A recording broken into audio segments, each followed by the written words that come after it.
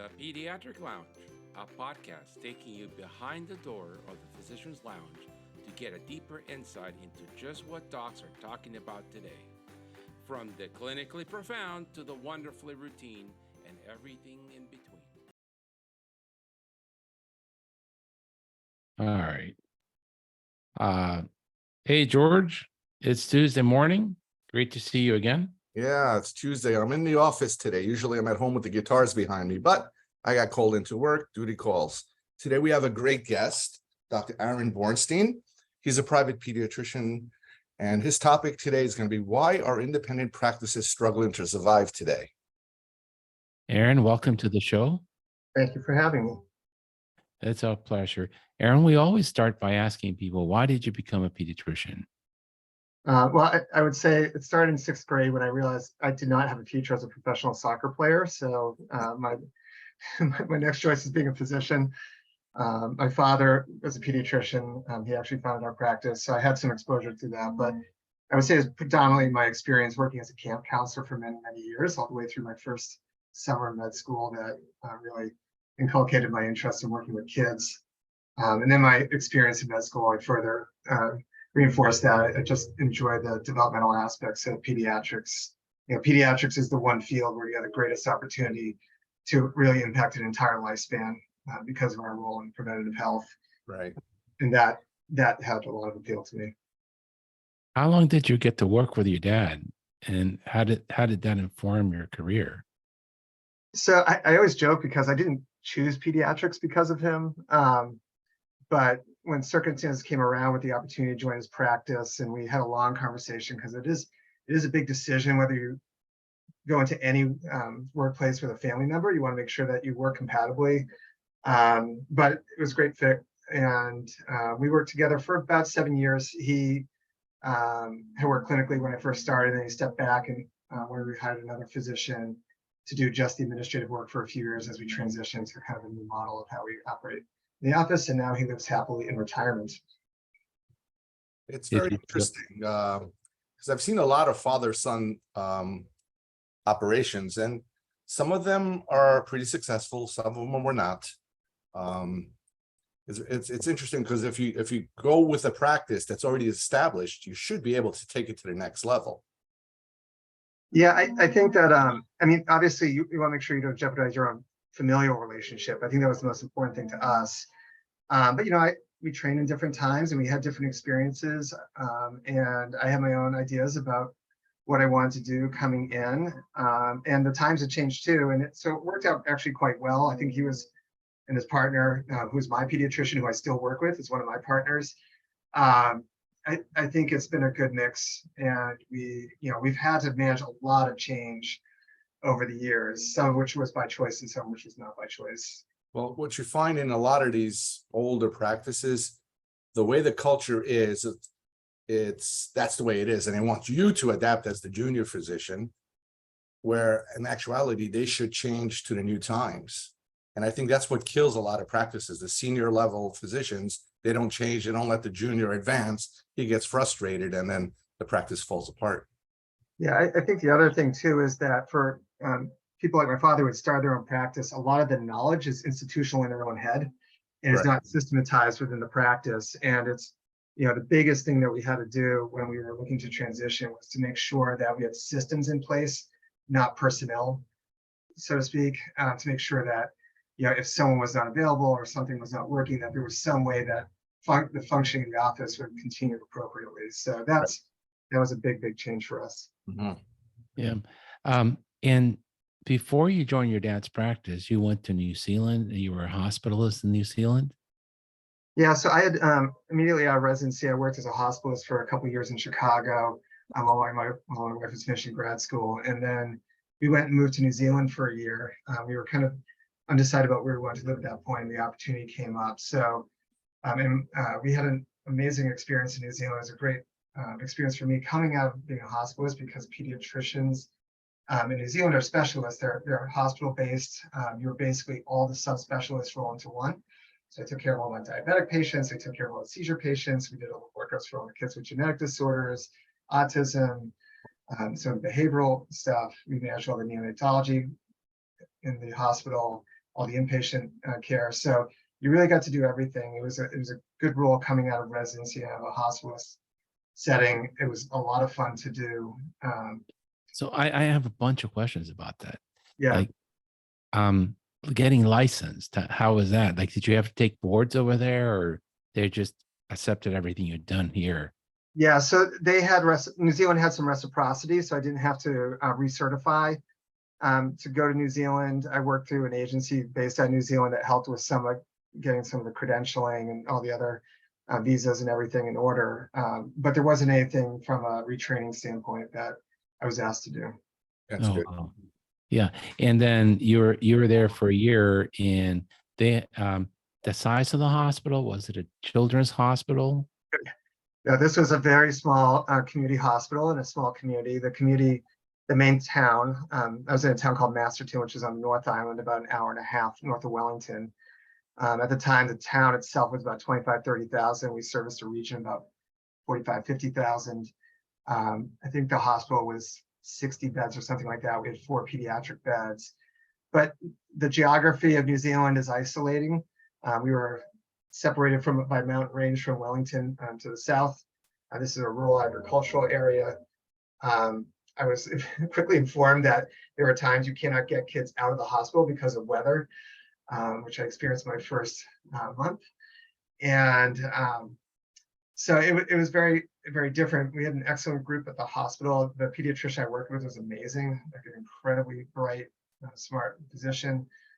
My wife came pregnant and we drove by the hospital and she saw a horse, and we drove by and there were horses in the front of the hospital grazing. And I was like, oh, there's a hospital. And she's like, where? I said, that building there. And she's like, you're kidding me. That's where I'm building. I'm like, you'll be fine. So yeah, different experience. I guess something like Doc Hollywood, the movie, if you remember that movie with Fox. So just because this is very foreign to many US trained physicians.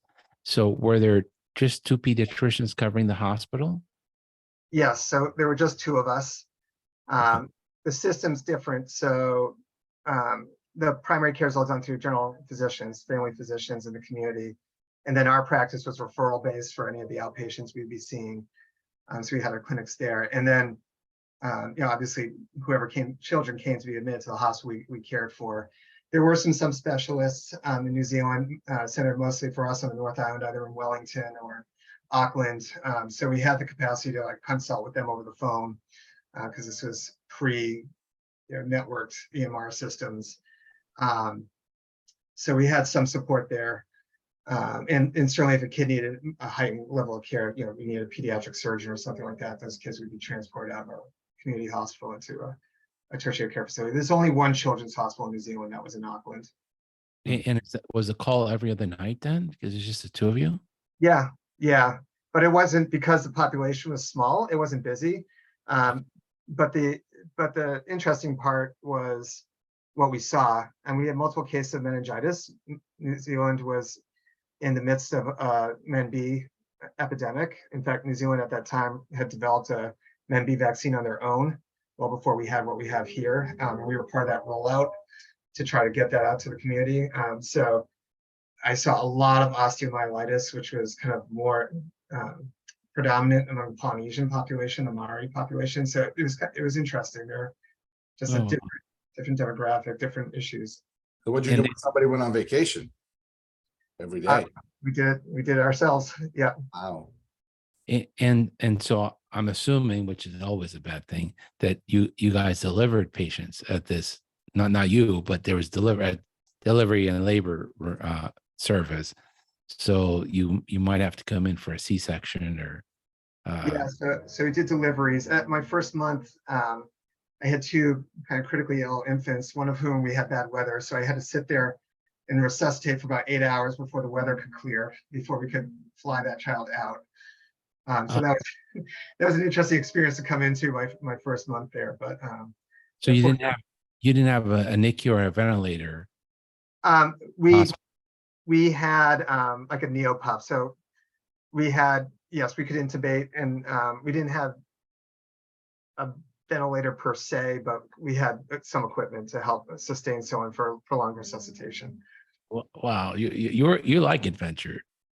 Wow. Yeah, I don't know if I could do it now. It's been so long. I mean, I came from a hospital where I was doing a lot of neonatology work as a hospitalist. So for me, it wasn't that uncomfortable at the moment, other than adapting to the change in the metric system as far as old measurements. I would get labs back and there have been units that I wasn't familiar to. So I had to do a lot of conversions in my head. That was probably the biggest challenge.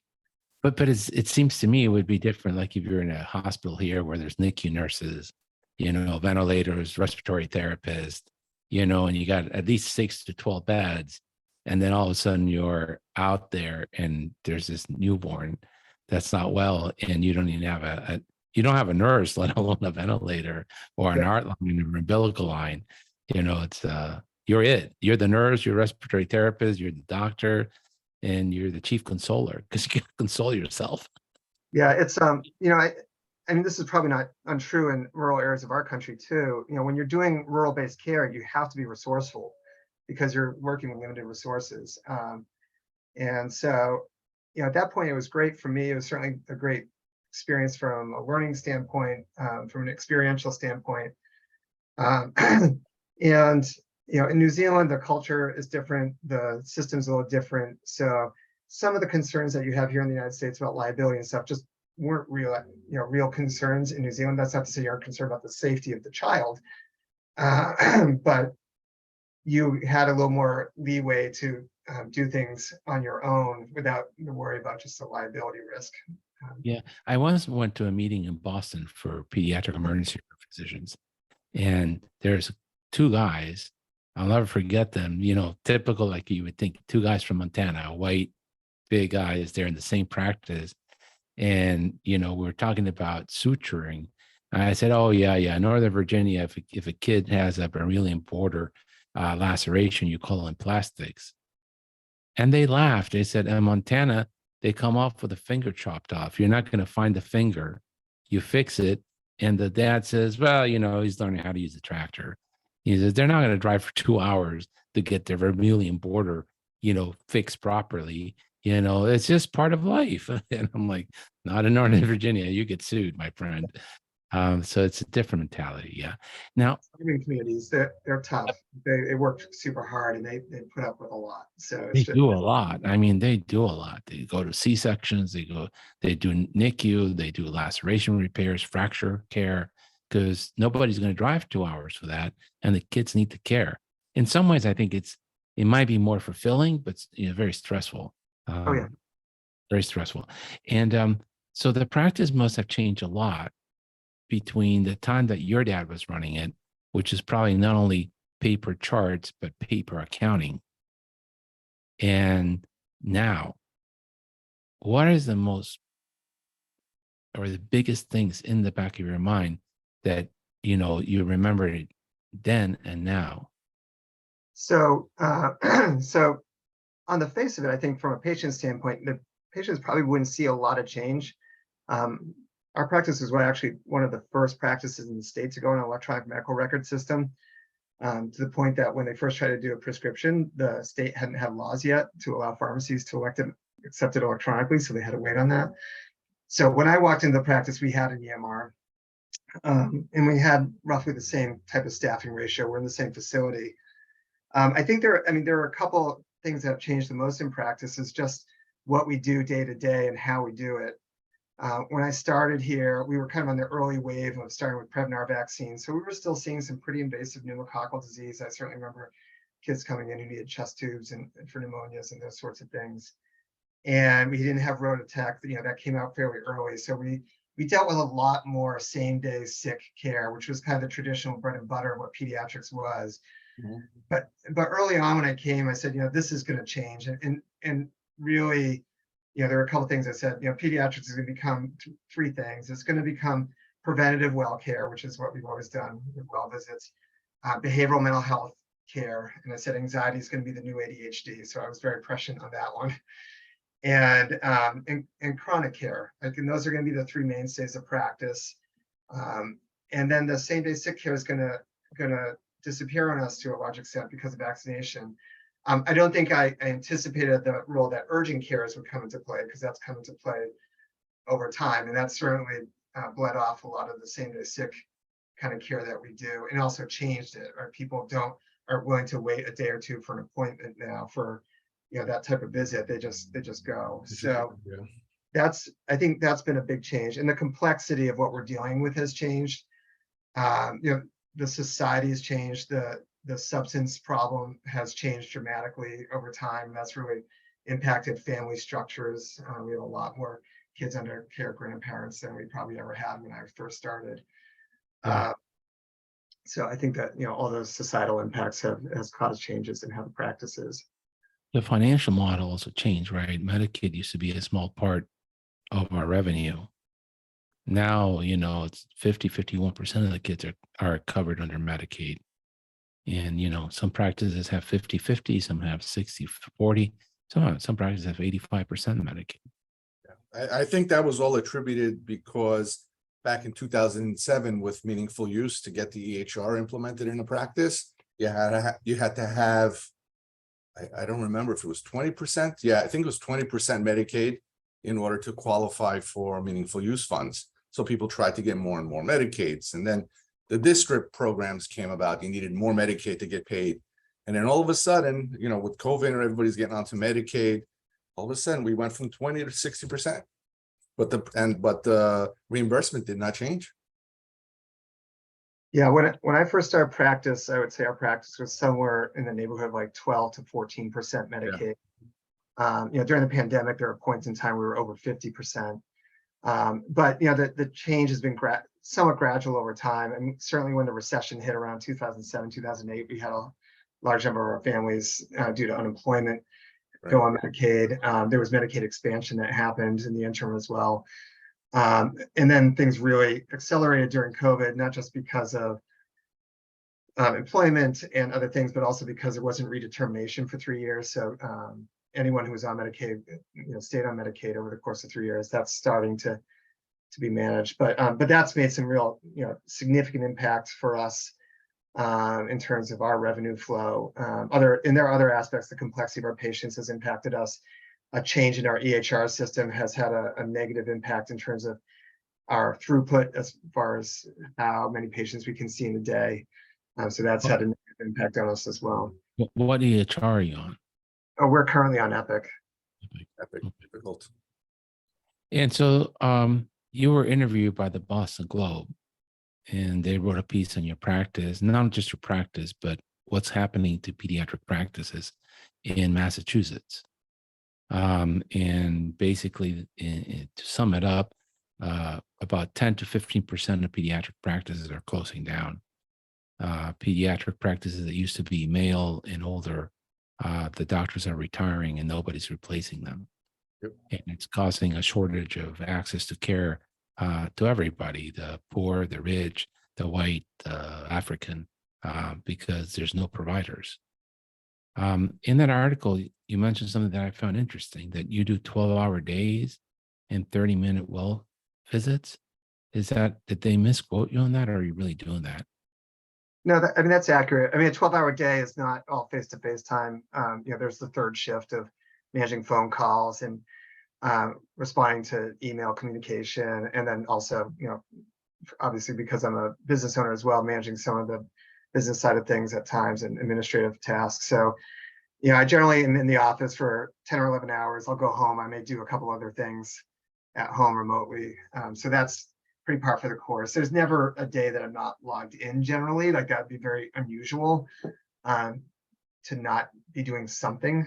That has been a bigger issue over the course of the pandemic, just because we're trying to struggle to make sure that we're maintaining enough revenue to keep things flowing. And there's a lot of things that we've had to pivot on administratively to keep the business alive. But that's definitely the case. 30-minute visits to some extent was already starting to come into play prior to the pandemic. And some of that has to do with workflows, some of the demands of what needs to be done during a visit. The behavioral health screening modules that we use involve using iPads. That tends to slow things down for patients in rooms. And so 30 minutes is really based around the room occupancy time.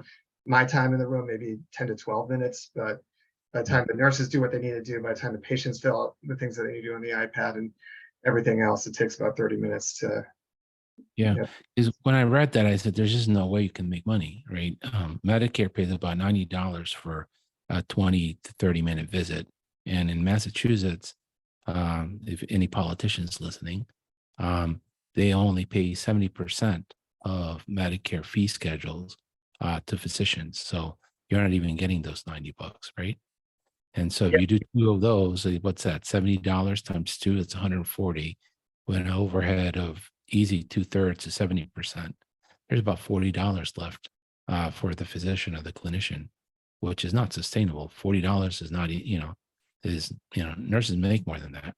Well, there's some lines of business of Medicaid in New York that actually for 99213 reimburse at like 54.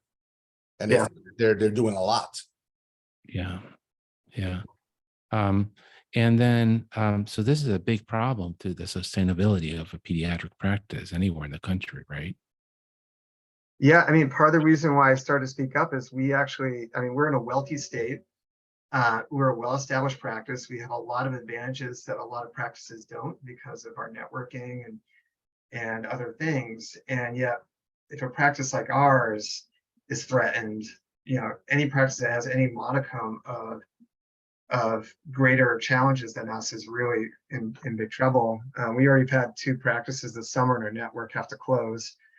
And there will likely be more to follow, just because once, a lot of us are still kind of functioning to some extent on federal COVID funds, whether it's PPP loans or ERC loans or HHS loans.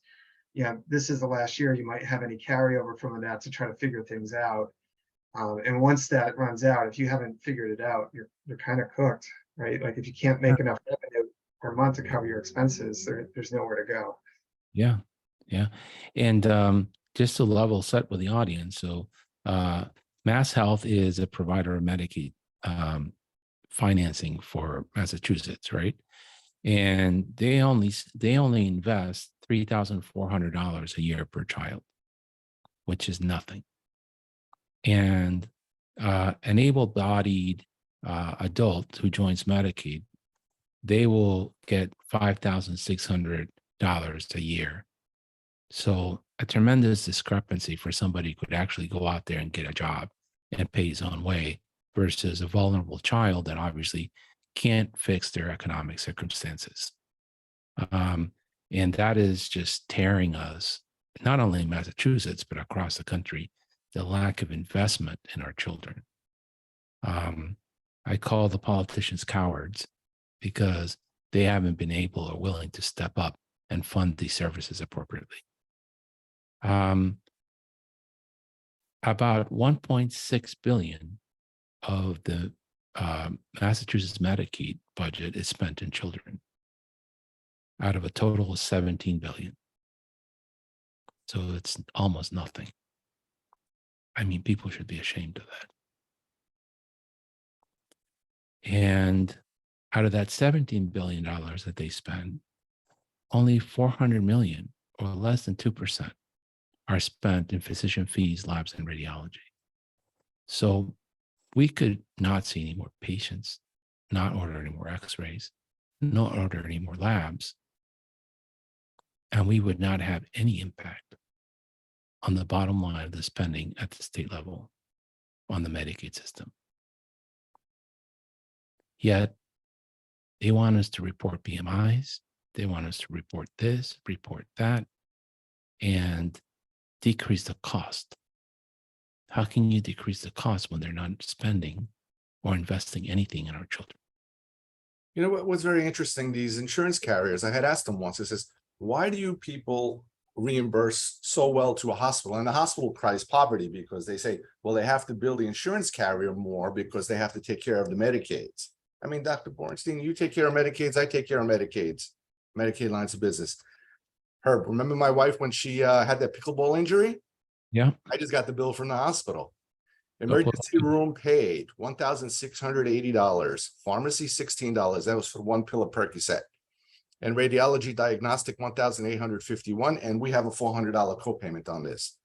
So that pickleball injury cost $3,182 and then $400 for us. Paid for a sprained ankle. Yeah. That's Yep. crazy. Do you see sprained ankles in your office? All the time. All the time. So you went in, they put you in the room, they gave some ice, they gave her a Percocet, they sent her for an x-ray. 2-3 hours later, your x-ray is negative. Stay off of it, go to an orthopedist.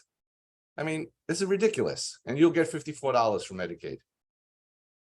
Yeah, the issue, I think to some extent, and I've sat, we're kind of networked within National Brigham, so we're in a network that involves both adult care and pediatric care. But pediatrics is such a small piece of the budget globally that pediatrics gets overlooked. And then on the flip side, everyone's like, oh, and the state recognized this, and other people, oh, we're so cost effective. Well, you're cost effective because we don't get paid, right? To some extent, there's that balance. So it's a little vicious cycle.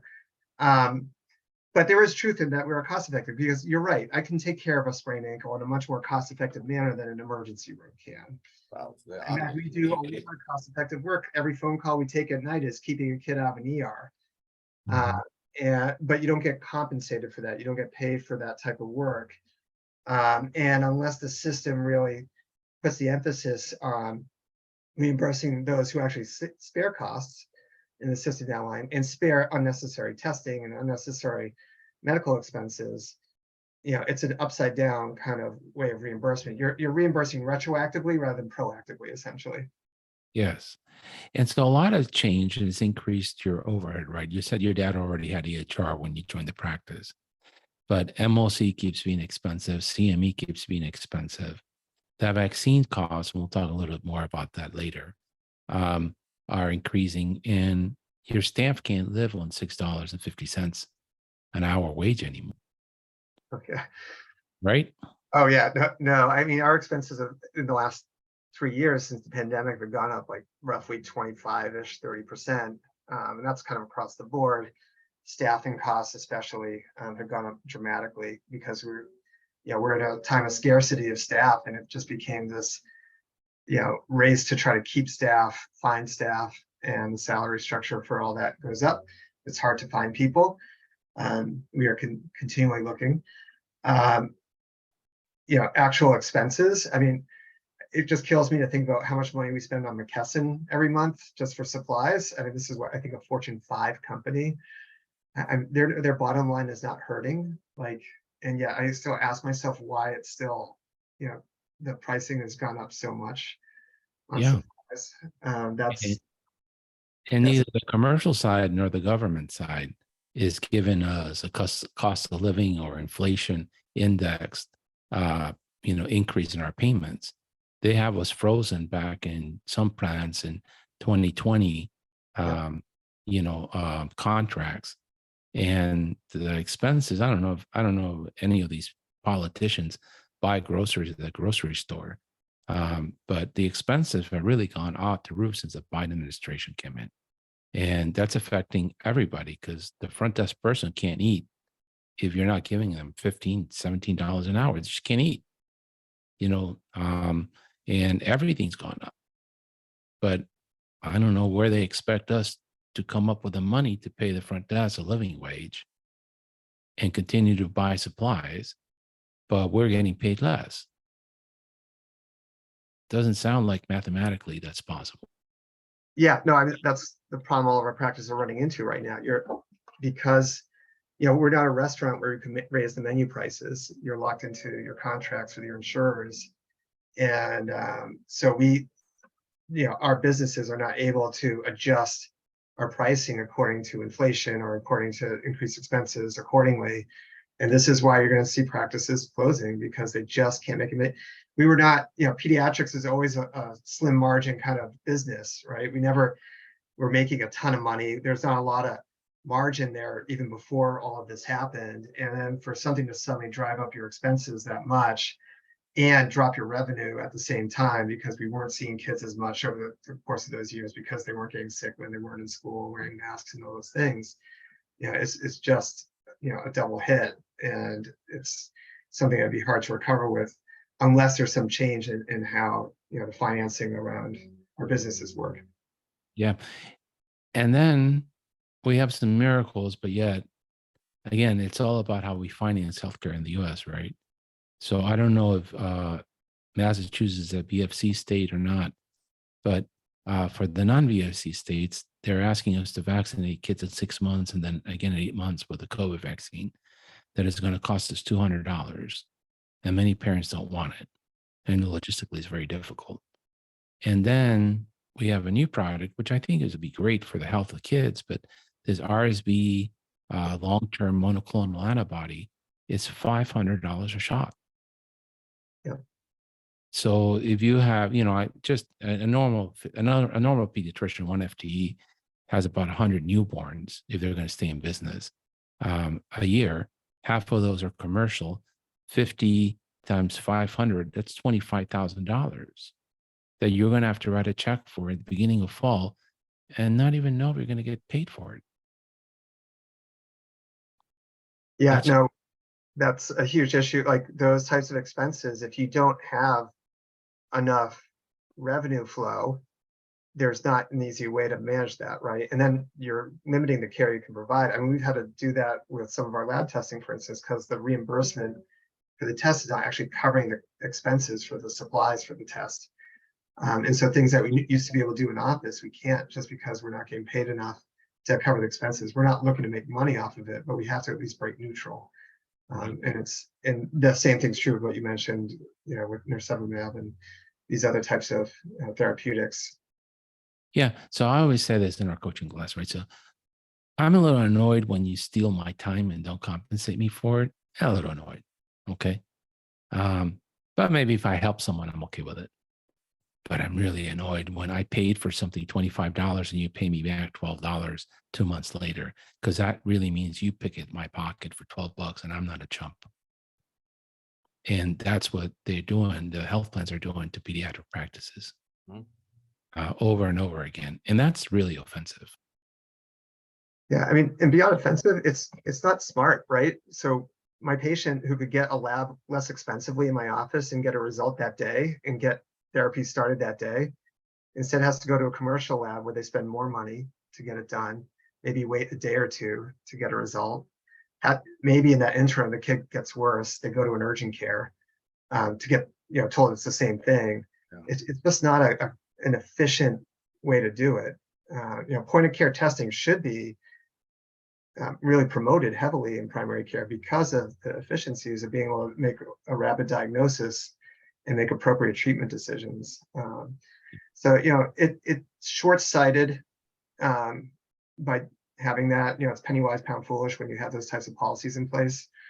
And I think that's what's frustrating to us. A lot of what we do are mindful about costs. We're careful with our patients' money. We try not to do unnecessary things. We try to keep them out of ERs, which are not a pleasant experience, which are expensive to families that can't always afford it. And we're not always allowed to do that by virtue of not being compensated to be present to do the work, or by being asked to actually pay out of our own pockets to do that work. It doesn't make sense. Yeah. My favorite test that they send to the lab is that rapid viral panel that does like 20 different viruses that, in the hospitals, they made a killing on this, because if you came in for constipation, you got a rapid viral panel just in case it's COVID. $1,500 reimbursement. It cost about, I think, $400 per test kit, and then whatever other stuff, but still, it's great reimbursement. Yet you cannot do that, even if you had the kit. Yeah. Listen, the most cost-effective test we do is our own physical exam and history by far. Yeah. That costs nothing. Well, it actually costs something, your salary. Yeah. And you mentioned this in the article, which I think is happening across the country. How has the loss of pediatricians in the community hospital ward and community hospital emergency department put in danger the health of our children? So I think what's unique about pediatrics, and part of the reason why I started to speak up is, there is a general primary care crisis. There's not enough family physicians out there. There's not enough internists out there. But the difference is that the global system at large supports them. So these practices that struggle in those domains often will get bought up by a hospital system because they see value in those practices. Where we are in the state, there was a lot of hospital consolidation and buyout, and the groups that bought these hospitals got rid of pediatrics and OB for that matter, because they viewed them as not money-making ventures. And so suddenly we're in a part of the state where the hospitals don't have pediatricians or pediatric floors in the hospitals. And over time, the clinicians lose experience or comfort level. And I feel for the emergency physicians, because they've been speaking up on behalf of primary care because they're feeling the brunt of it. But when we had pediatric hospitalists in the hospital, or us, there was always someone there they knew could back them up or come down and take a look at the kid. They don't have that anymore. And so what happens is these kids will get brought to the nearest ER. The physician or the clinician or the PA or whoever who sees them may not be comfortable, and they just get shipped out all the time up to Boston or up to Providence. And and then the family incurs costs for ambulance ride. They get to the children's hospital and they're like, okay, you're fine, go home. And it's very inefficient. So that's a negative experience for a patient, but that's just a negative experience that's cost and everything. It's a more dangerous issue when you have a kid who's really sick and either gets brought to a facility that can't handle that kid and there's a delay in care because of that, or they don't recognize the kid that was sick. In the article, I used the example of an infant who had been seen at a local hospital by an ER physician, who frankly is a good ER physician. Like, I've known this person for a while, who just didn't pick up on the fact that this infant was septic, came into our office the next morning. Clearly the kid was septic, and it wasn't simply a matter of saying, oh, you need to go to the hospital. Like, I had to call it and I had to speak with the head of the group to say, listen, you can't bring this child to the nearest hospital. You have to break your EMTALA rules and drive this kid much farther to a facility that can actually care for it. And then I had to find out whether that facility had, bed space available and all that kind of stuff. I don't think that kind of thinking would necessarily happen at an urgent care where this kid have showed up, where they don't really know the lay of the land as far as pediatrics. And you worry that the outcome could have been very, very different if there was a delay of 6 or 8 hours because they had to get waylaid at another hospital. So, that to me is a safety issue, and that unfortunately isn't getting addressed. And the reason why this comes about is because the hospital systems don't see pediatrics even as a loss leader, they just see them as a loss. There's no one that's going to come in and replace our groups. There's no multi-specialty group that's going to want pediatrics. There's no hospital system that does, because there's no money in it. We're budget dust and budget negative for them. Yeah, I've been told that by insurance guys. And so your experience with a kid could have died from sepsis. I only do clinic now once a week, but I had 2 similar experiences. A little kid who wasn't eating well and went to the urgent care, and they told him, oh, he looks fine. He came in, I looked at him, his pulse ox was like 92% and tachypnic. And I couldn't hear anything in the chest, but I'm like, this is not someone I can send home. Sent him down for a 30-mile drive because the 2 community hospitals in that county no longer accept pediatrics. He had rhinovirus, but he had rhinovirus pneumonia and stayed in the hospital for 10 days. A kid could have died, or his brain could have been fried from hypoxia, because the person taking care of them initially didn't know a simple fact: when the baby doesn't feed and they're under 4 or 6 months, you got a septic child until you prove otherwise. But I mean, that's not rocket science. I could teach that in 2 days. But they're so burdened by other stuff that they forget. And then the other child, which was just appalling to me, was a patient that was seen for urgent care consultation over the TV. And they were told they had hand, foot, and mouth disease. And then they went to the emergency room because the kid wasn't getting better. And then again, the adult ER doctor told them they had hand, foot, and mouth disease. And then they came into the clinic and he had poxes all over his face. And he had severe eczema. And I said to the mom, does he has anything in the hands? No. The buttocks? No. I said, well, how did this start out? Oh, like a cold sore. So he had eczema herpeticum. And he could have lost an eye if you're not careful. Yeah. And again, that's not rocket science. If you don't have sores in the mouth, you don't have sores in the hands, and there's not some in the butt, it is not hand, foot, and mouth disease. But these mistakes are being done every day because of a lack of training. And it costs the system a tremendous amount of money. That patient had 3 visits when if they had gone to a pediatrician, they would have been able to take care of it the first time around. And it's just a big problem. It's a big problem. It's really hurting our communities. You touched on the fact that we have a primary care shortage, and it's not going to get better anytime soon. Yeah. Right. The shortage is here already. It's not going to happen. It is here today. I don't know if you can hire physicians. We're having the darndest time. If anybody's looking for a job, reach out to me. But and the other problem is nobody wants to work full time. Yeah, I mean, in Massachusetts, there was a report that came out last fall that just over a third of all the primary care providers, so that's family medicine, internal medicine, geriatricians, and pediatricians, is over the age of 60. That should scare people quite a lot.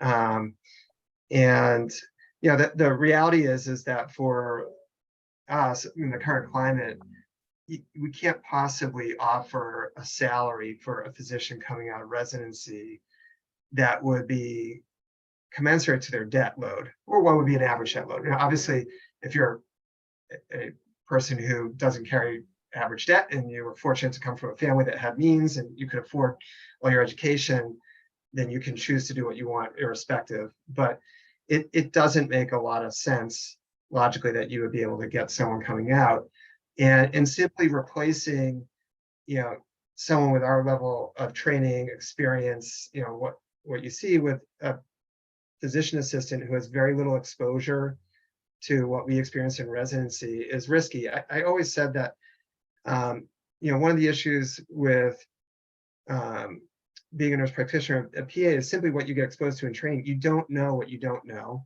and you can't see what you've never seen.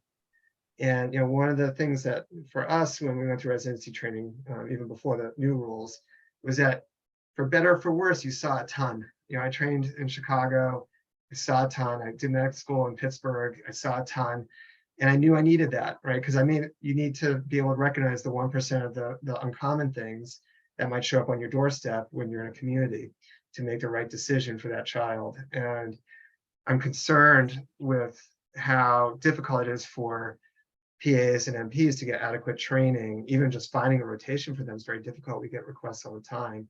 And I don't think replacing, you know, physician pediatricians with that kind of workforce is going to be to the best of medical care for kids. The one thing that I learned early in my career by one of the senior guys was he told me pediatrics is as follows. Children will get better, usually despite what we do to them. Sometimes if we give them a treatment or a therapy, they may feel a little bit better. They may get better a little faster. But the true art of pediatric medicine is in a room of 100 normal kids, you should be able to see the one that's not. Then you're a pediatrician. Yeah. You know, it's you know, wisdom. Dr. Bob Brown. Yeah, I remember when I first came into practice, I walked into a room, it was a 13-year-old checkup. I'd never seen this kid before. And I looked at this kid, and I'm like, oh, this kid's got Putz Jaegers, you know, because he had all the freckles over his lips and everything else. And so I asked him, I said, listen, is there anyone who had a history of colon cancer in the family? And there was like some relative. And I said, I know I've never met you before. I know your kid looks healthy, but I'm, you know, very certain that your child has this genetic condition. And I think we need to get you seen by some specialists. And I mean, the funny part of it was, you know, they went to the specialist, they kind of poo-pooed it initially, and then the endocrinologist came back, it's like, oh my gosh, the testing came back positive. I'm like, yeah, because this was a clinical diagnosis. Oh, but the important part of that was all the family members got screened, and there were several family members who had precancerous lesions, and they were screened young. You know, those family members probably would have gone to develop colon cancer at a young age prior to what the standards would have been for colonoscopy had we not made that diagnosis. So, you know, the impact of you're trained to pick out that, you know, rare case matters, not just for the kids sometimes, but for the family as a whole. And, you know, this is a perfect example of just, I knew it because of my training and my background, but I really don't think that, you know, a lot of people who go through an accelerated program with limited time in the hospital and seeing rare things would have picked up on it. They said, "Oh, he's just a freckly kid." Right. Yeah. And you know, to be honest, the PAs and the nurse practitioners, they have a role to play, but there's a reason why they don't go through medical school. That they don't want to put the effort or the money into it. Yep. They want the shortcut, and that's not bad. I mean, if you're going to do, you know, a bunch of physicals, and that's all you're doing, and whenever there's an abnormality, you're going to call the internist or you call the pediatrician to come in and look at the patient. Yeah, they can do a great job, but they're not going to stay in primary care because they're starting $100,000, and the hospitals pay them at least 80 to start to be a nurse, and the orthopod and the gastroenterologist and the dermatologist can afford to pay them 150 to 200 grand a year. And there's no night calls, there's no weekends to be done. Everybody's done in the office by 4. You think they're going to stay without a pediatrician in an office making 100,000 a year when they can move over to the orthopedic surgeon and make 150 and only work 4 days a week? They're smart people too. They're going to go where the money is. Yeah, and we have nurse practitioners who are wonderful, and one of whom has been in practice here longer than I, and they do a great job. And medicine's a team sport. You cannot function on your own. Your whole staff has to be good, right? Your front desk staff has to be excellent. Your nursing staff has to be really on key. Our nurse practitioners do everything that we do, but even the ones who are very experienced still will come to me with questions, and that just tells me that the foundation of your knowledge base comes in your training, and yes, you learn as you go along the way, but that foundation matters. Yes, but that's why these medical students have to do all these USMLE questions, and they're studying nonstop for the boards. Yeah, so they can pick up that pet scatter. Yeah, but we do the same thing as pediatricians, right? I don't know, Aaron, if you manage your diabetics, but I haven't managed a diabetic in 20 years. And so when I have a diabetic patient, I call the endocrinologist and I hand them off because it's just not something I do every day. And I cannot in good conscience take care of that patient without a peds endocrinologist running the insulin. It's just not what I do anymore. And that, I think, just is the sign of a prudent and caring clinician, to know the limits of your knowledge and experience. And sometimes that's these poor PAs and nurse practitioners are put in circumstances where the system forces them to go beyond what their experience and knowledge is. And we can get in real big trouble that way. Yes. Aaron, do you think that doing good can pay the car payments, taxes, and mortgages? No, you can't. You can't run a business on altruism alone. I mean, even religious organizations, churches, and synagogues need money. They're doing, quote, God's work, right? So, I mean, you have to be able to afford your expenses. Especially with your staff. I think when we were going through the pandemic, we had to make some difficult choices. We were really concerned about safety, among other things. So we had to make sure to do a lot of expensive things. We ventilated all of our rooms independently, so they weren't sharing ventilation from room to room. We kept our staff whole. So while they were working 20 hours a week early in the pandemic, we kept them on full salary to make sure that their families weren't going to suffer. We didn't want people to lose their health insurance during the course of the pandemic. God forbid someone got sick. So, we made decisions as business owners to do things to make sure that people were kept safe and kept whole. That was a choice that we made because we had that ability to do that. We don't have shareholders that we're responsible to. So, that was a financial decision out of our own pockets. But you can't do that forever. Like, you can do that for a year or two. But if you want to be able to keep a practice sustained, and for me, this is a legacy practice. My dad started it, so it's a goal of mine to keep this in the community. You have to be able to offer salaries that are competitive to attract talent, attract people, and keep people. because, functionally in medicine, a medical office is about the people inside the building, not the building. The building doesn't do the work. That always, I thought was a little funny when you get a hospital facility fee. I went to get stitches. I mean, the building didn't suture my lip. The ER physician did. So yeah, no, I mean, you need to have reimbursement to cover all that, and that's not true. That's not different than any other business. Correct. Yeah. What is that statement that I always say, Herb? If you do good quality medicine, the money will follow. If you follow the money, you'll never do good quality medicine. I'm starting to doubt that now. If you do good quality, Yeah, there's no ways that you're going to get money on it. yeah. I mean, the demand on us would suggest that we need to double the number of patients we see, but you can't possibly do the right type of work Correct. in the day to do that. Or I'd go from 12-hour days to 18-hour days, and I would just, not be happy. And there's I don't know if other physicians experience this. There's been times in my life where I've seen 50 kids in a day, either in the ER or the practice, or a clinic. But if I get much over 30 patients in one day, and then I had to do it the next day and the next day, by about the 15th patient, my brain is fried. Yeah. I'm going through the motions. I hope I don't hurt anybody. But I mean, I'm just spent. I just can't talk one. Now, luckily, I don't have to talk about rotavirus very much anymore, and the brat diet and all that, right? But I can only say so many times you got COVID. There's no medicine at this age. The kids do very well. If you have any problems, just come back. The pulse oximeter is normal, and then go into the next room and say it again, and go to the next room and say it. I can pull that off 2 days, see 40 kids every day. By the third day, mentally, I'm spent.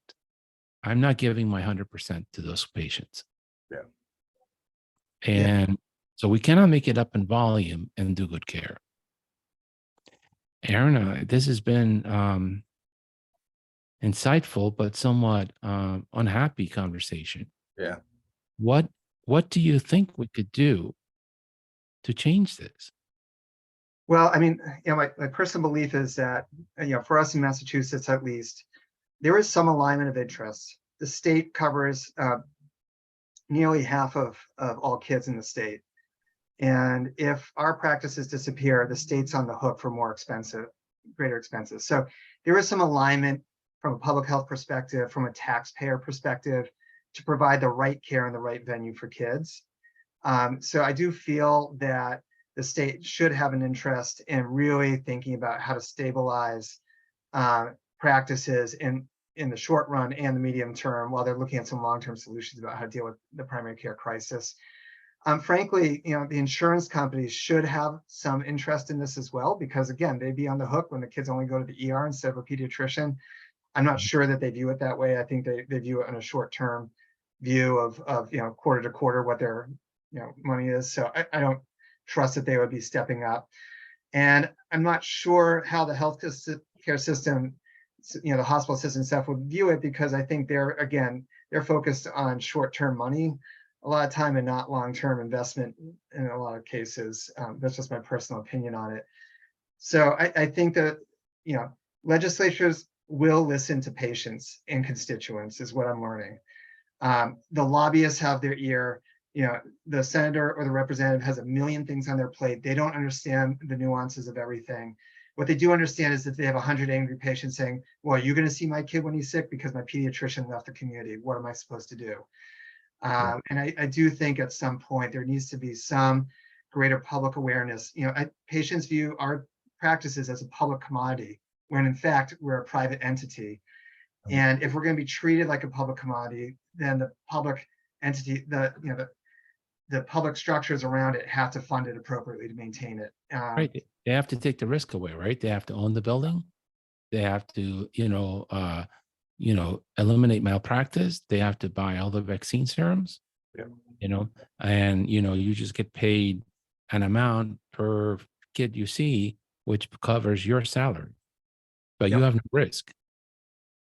But we're far from that. I think that will not likely be a model that we'll see in the U.S. for primary care. The other thing I do warn the politicians out there, they're listening, is that there's nothing worse than making a mother angry. Yeah. And you're making a lot of moms angry. You might not care about me, the old white guy is crabby and angry at this stage of my life. But if a 25-year-old mom with a kid that had a bad experience because you don't pay for the pediatrician visit gets a hold of you, you're in deep trouble. That's why they call them mama bears. Yeah, Right? when I think about the 10,000 kids in the 2 practices, our network that closed in communities of color, and I think about all the discussion around equity, there should be some real alarm bells around this. Yeah. Where all those patients go to? No one. Did they go to you? No one's going to take them because, Mass Health's like lemmings, right? When the lemmings leave one ship, they come and push the next ship over the cliff. Right. A lot of the practices refuse to accept these patients because they know they'll sink them. And, these kids are not going to, there's going to be nowhere to go except for the ERs and urgent cares. It's a real issue. The public needs to be aware of it. It is impacting all types of communities, but particularly communities that have higher rates of mass health, or in our state, mass health. And the world should not just be haves and have-nots. There's plenty of money out there for everyone to be have some. Is kind of my view.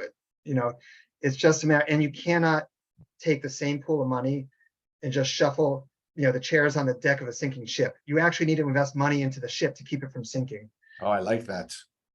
So there needs to be some real discussion broadly about where money is invested in medicine. Every line of medicine should be at least sustainable in and of its own right. You should not be viewing certain lines of medicine as a loss leader. Like that's just a backwards way of thinking. Correct. And I, for those people that think that the healthcare systems are going to start providing pediatric services, take a look at your community hospital. See if they're for not-for-profit. See if they have a pediatric ward. See if they have a hospital pediatrician. See if they have someone to attend to the ER when a pediatric patient comes in unstable. Many of them don't even have neonatologists on staff anymore.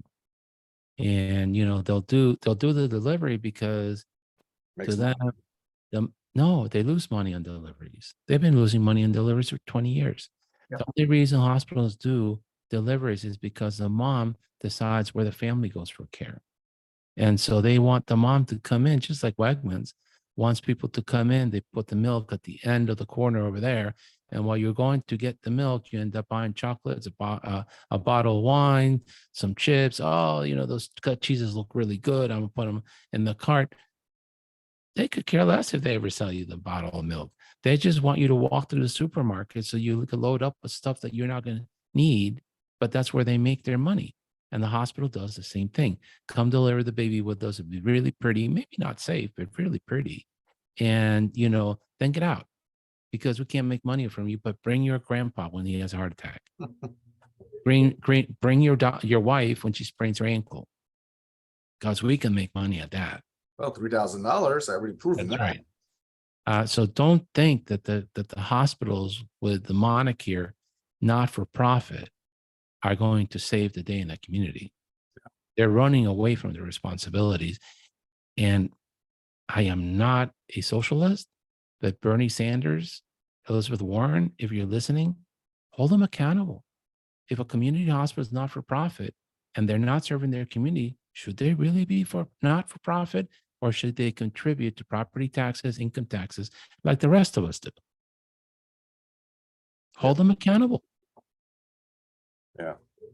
This is not going to solve without us advocating with some very harsh words on both sides, because we need 65 senators in DC to agree with our point of view.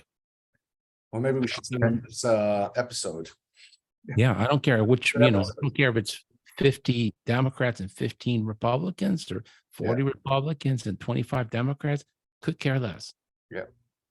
I do think you have to say, a lot of people, they have kids, they have grandkids, and you have to ask them face to face and say, would you have felt comfortable if your child did not have someone to go to when they were sick? Yeah. Would you have felt comfortable going to the hospital with your child when they're sick, knowing that there was no one there to care for them? Right. you know, why would that be any different for anyone else? Yep. It's really not a political statement. It's a pragmatic statement. What a pragmatic statement. We all know, and we talked about this the other day, right? If you educate your children and you raise them well, they become productive members of society somewhere around 20, some 25, some 30, some 16. And then for the next 20 or 30 years, they invest in their communities, they pay taxes, they raise other children. And that's what sustains democracy.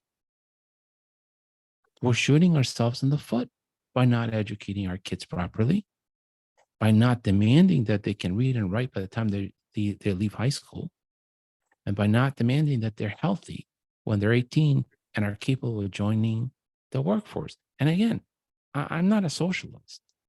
I'm just saying, invest in our children. It's our responsibility as a society. Yep. Do it now. Yeah. Be Well- quiet about all these other divisive issues, and let's solve the problem in our faces. Agreed. Right? All right. Thank you, Herb. Well, sorry about my soapbox, but Well, at the top of the hour, I have to go save the world once again. Aaron, Or thank Dr. you, Aaron also has to save the world. thank you so much for your time. This is a wonderful conversation. Yeah. Thank you. I really appreciate you having me. I wish you the best of luck. I'll try to get it produced fast and send it out to you. Okay, sounds great.